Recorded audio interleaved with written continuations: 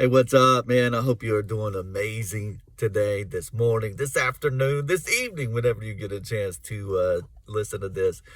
Man, the blessing of the Lord makes rich and adds no sorrow, man. That has just continually been on my heart when I open up these videos. So it is what it is, man. Hopefully you can grab hold of that, and that we can grab hold of that and trust God in it. And I wanted to share a thought with you about Jesus saying, "Occupy until I come." You know, most of us believe in the story, and we receive from the story of Esther, when the statement is made to her, maybe you've been brought into the kingdom for such a time as this. And we believe we've been brought into the kingdom for such a time as this. But can I tell you that if we are brought into the kingdom for such a time as this, can we couple that with occupy until I come? So we can't be trying to get ready in the sense of just packing up and holding it down and holding up and all of those kind of things, waiting until Jesus returns, because that's not what he said. He said, occupy until I come. And he's not here yet. So maybe we've been brought into the kingdom for such a time as this in order to occupy until he comes. So when everything is shaken, the Bible tells us that the kingdom cannot be shaken.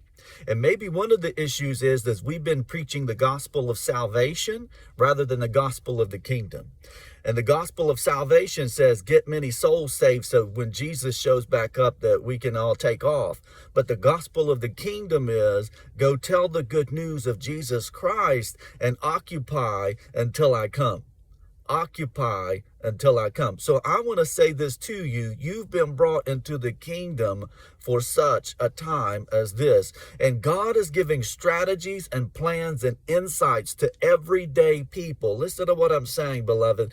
I'm not talking about allowing a politician to do our job. I'm not talking about voting someone into office to do our job. I'm talking about strategies, insights, wisdom, intelligences to be able to make practical the gospel of the kingdom and take it into our communities, into where we are at, and we're the ones doing the work. Because, beloved, listen, the ministers have been given to us that we might equip the saints that they would do the work of the ministry.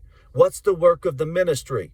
The work of the ministry is the gospel of the kingdom and Jesus Christ. And who does that? The saints. We equip the saints to go do it. And when the saints get out of a spectator mentality, and right now there's such a spectator mentality in the church, in America especially, we expect to be able to come and pay for it, just like we would pay for a ticket to watch a football game.